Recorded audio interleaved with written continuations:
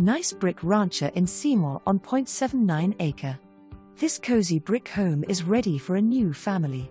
With 2 bedrooms, 1 bath, an extra room that can be used as an office or extra living space, a large laundry room with extra storage, a large kitchen with lots of cabinets and counter space, Newell windows, microwave and stove. The roof was replaced within the last 10 years, brand new Keystone wall heating and air unit, new septic tank installed in 2018, a 784 square feet carport, a 12 by 15 storage shed.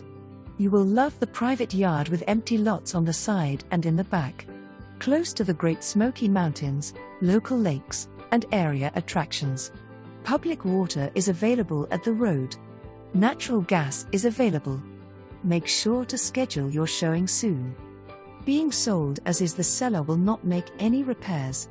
The seller will close with Tennessee Valley title, Jim Bondurant. Please allow 48 hours for a response to your offer. This is an estate.